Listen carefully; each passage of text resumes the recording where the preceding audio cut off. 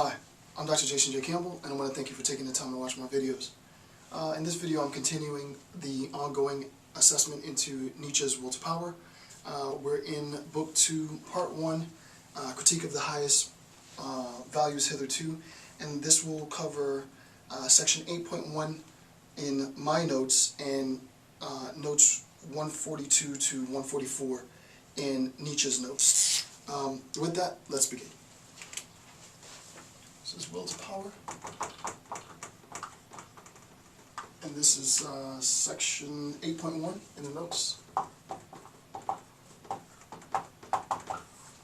and this will cover notes 142 through 144. Okay, this is page 28 of the PDF.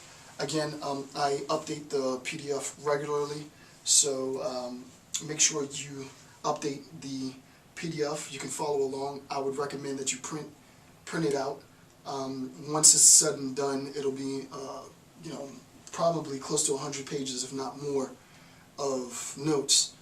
And what I want to do in this discussion is to begin synthesizing some of the concepts that we've seen in the previous segments. Obviously, in the last few hours, I've been discussing at length sort of the idea of the role that morality plays in creating an anti-biological and anti-natural conditioning within the moral agent. On a deeper level, how that conditioning only has effication, it only has effect in the moral agent insofar as the moral agent buys into this grand lie, and that lie being that he or she has a conscience, and that conscience is there to tell you what's different between right and wrong, what is right, what is wrong, how we ought to govern our actions within the world, all of which, according to Nietzsche, comes as a consequence of ascribing to this moral imperative, right? And that the sacerdotal class, the priestly class, use their power, quote unquote, that they get from God, quote unquote, to control the population at large. And that's what we've been looking at. So we're going to look more now into this notion of oppression properly, and to see just how religious oppression unfolds in Nietzschean terms.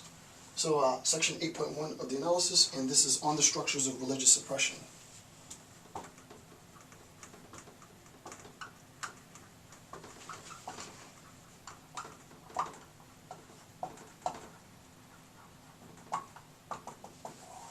Okay, the first thing to recognize is a quote Nietzsche has in the text itself, and I want to read this quote directly. Quote, "We find the species of man, the priestly, which feels itself to be the norm." So the priestly class becomes the norm. Okay, so the priestly class.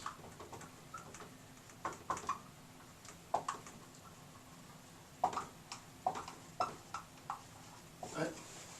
We find that the species of man, the priestly, which feels itself to be the norm, the high point and the supreme expression of the type man, right? So with respect to sort of Socrates as a man, sort of that instantiation, the priestly class would be the highest instantiation of the type, the class, man. This species derives the concept improvement from itself, right? So the priestly class becomes the norm and derives the concept improvement from itself.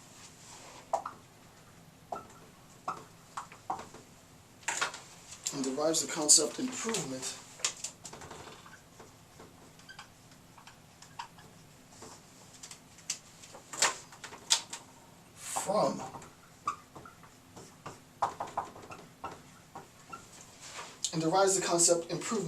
from itself.